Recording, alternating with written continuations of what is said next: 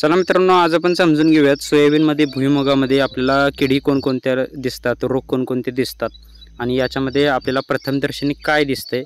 तर हा आपण प्लॉट बघितला तर हे भुईमुगाचं आंतरपीक आहे, मुख्य पीक आहे सोयाबीन. यामध्ये आपण कामगंध सापळ्यांचा वापर तसेच रस शोषक किडींच्या नियंत्रणासाठी चिकट सापळ्यांचा वापरसुद्धा केलेला आहे. तर आपण भुईमुगाकडे जर का बघितलं तर जास्त पाऊस झाल्यामुळं भुईमुगाची म्हणावी तितकी वाढ नाही.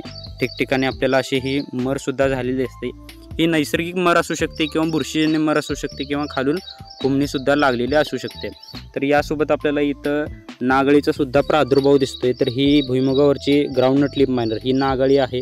याच्यासोबत भुईमुगामध्ये येणारा टिक्का रोग कुठं दिसतोय का आपण बघूया. तर हा इथं आपल्याला हा मित्र कीटक सुद्धा दिसतोय, लेडीबर्ड बिटल. तर इथं बघा हा टिक्का रोग आपल्याला दिसू शकतोय. हे भुईमुगामध्ये ठिकठिकाणी असे करपलेले ठिपके दिसतात, याला टिक्का रोग म्हणतात. यासाठी आपल्याला बुरशीनाशकांची फवारणी घ्यायला लागते.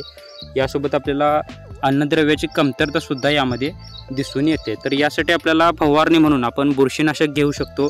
साधं एखादं साप बुरशीनाशक असेल, त्यानंतर सूक्ष्म अन्नद्रव्याची एक फवारणी घेऊ शकतो आणि नागळीच्या नियंत्रणासाठी आपण क्लोरो 25% किंवा नीम ऑइल याची सुद्धा फवारणी घेऊ शकतो.